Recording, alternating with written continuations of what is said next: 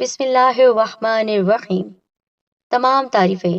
اللہ رب العزت کی بابرکت ذات پر، اور بے شمار درود و سلام ہمارے نبی محمد مصطفیٰ صلی اللہ علیہ وآلہ وسلم، ان کی ازواج مطہرات، ان کی آل اور صحابہ کرام پر۔ السلام علیکم ورحمۃ اللہ وبرکاتہ۔ ایک ایسی رات جو کہ گناہوں سے نجات دیتی ہے، ایک ایسی رات جو کہ فضیلت و عظمت، خیر و برکت، رحمت و راحت، مغفرت و معافی اور نجات و سعادت والی رات ہے۔ اس رات کے کیا کہنے کہ مانگ لیجئے جو دل میں ہے، اور رب سے اور اپنے رب سے معافی طلب کر لیجئے۔ ساتھیوں، آج میں جو عمل آپ کو بتا رہی ہوں، شب برات کا یہ عمل آپ کے لیے انشاءاللہ بہت سی خوشیاں لے کر آئے گا۔ ایک تسبیح آپ پڑھ لیجئے اور پھر دیکھیے اللہ تعالیٰ کس طرح آپ کی سنتا ہے۔ چلیے بڑھتے ہیں آج کے عمل کی جانب، اور اس گزارش کے ساتھ کہ آپ نے ویڈیو کو مکمل دیکھنا ہے تاکہ آپ کی معلومات میں اضافہ ہو، اور اس سے پہلے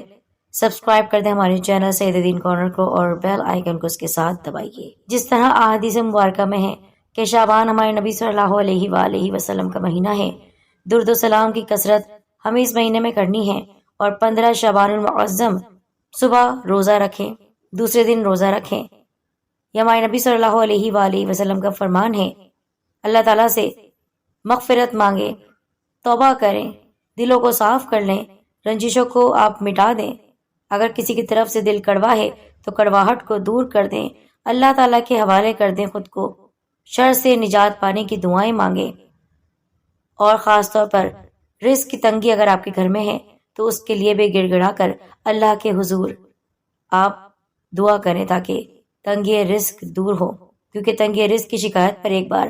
مفتی محمد شفیع صاحب رحمۃ اللہ علیہ نے فرمایا، یہ انبیاء علیہ السلام کی سنت ہے کہ رزق جتنا مقدر ہوتا ہے اتنا ہی ملتا ہے، اس کو بڑھانے کا کوئی خاص وظیفہ نہیں، ہاں دعا کرنا چاہیے، دعا کرنے سے اللہ جل شانہ سکون دے گا۔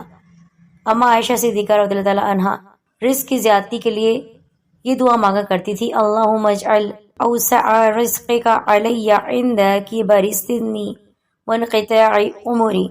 اے اللہ تو میری روزی کو کشادہ کر دے میرے بڑھاپے اور میری عمر کے قدم ہونے تک۔ حضور اقدس صلی اللہ تعالی علیہ وآلہ وسلم نے فرمایا، جو شخص روزانہ 100 مرتبہ یہ دعا پڑھے، لا الہ الا اللہ الملک الحق المبین،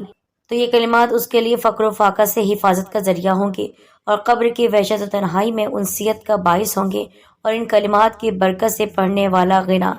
ظاہری اور باطنی حاصل کر لے گا، یعنی غنی ہو جائے گا، بہت سا رزق اس کو عطا کیا جائے گا، اور قیامت کے دن وہ ان کلمات کی برکت سے جنت کے دروازے پر دستک دے گا۔ اس حدیث سے معلوم ہوا روزانہ 100 بار پڑھنے والے کو 4 بڑے بڑے فائدے حاصل ہوں گے۔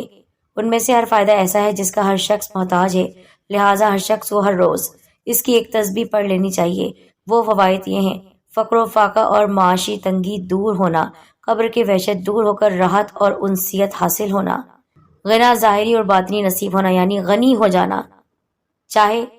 بیرونی ہو چاہے اندرونی ہو، جنت کے دروازے پر دستک دینے اور جنت میں داخل ہونے کی سعادت ملنا۔ تو آج کی رات آپ نے اس مبارک آیت کی ایک تسبیح پڑھنی ہے، لا الہ الا اللہ الملک الحق المبین، 100 مرتبہ آپ پڑھ لیجئے، اور پھر انشاءاللہ اس رات کی مناسبت سے آپ دعا بھی کیجئے۔ اللہ تعالیٰ جو دعا میں مانگ رہا ہوں اس دعا کو تو سن لے، پکار سن لے، تو پکار سننے والا ہے، تو عطا کرنے والا ہے، تو رزق کریم عطا کر،